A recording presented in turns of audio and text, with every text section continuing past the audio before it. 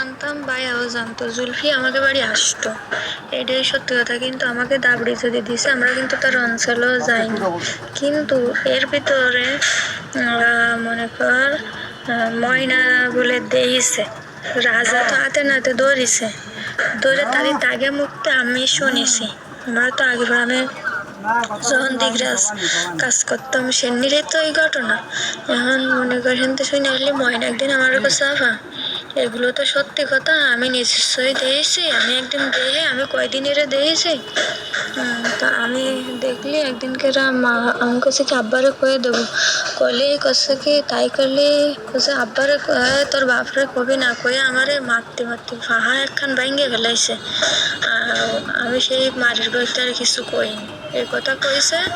এই রাজা মিয়া যখন এসে তখন কইছে, রাজাও নিজে সব আমারে কইছে। আচ্ছা তো তোকে মুখটাইতে যখন শোনা, তাহলে যেখানে আমার সাথে বাদাবাদি হয়েছে, যেদিন মারে রমজান মাসে মারে আনা হয়েছে বাড়ি, আমি রাঁধতেছি, রাঁধতে না গেলে মা চেয়ার পাইতে বসা আমার সাথে জিরাত পিছনে বসে ময়নারে বাড়তি ফাহা ভাঙ্গে ফেলাইছি।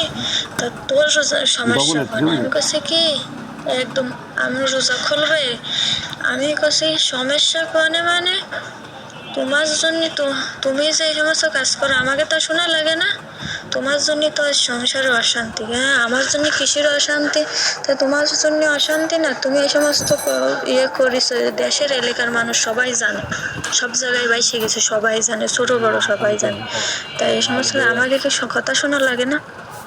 আমি যা করি করি, তোকে শোনা লাগবে কেন?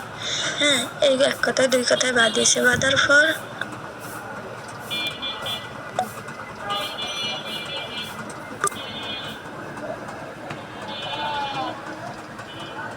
আর না।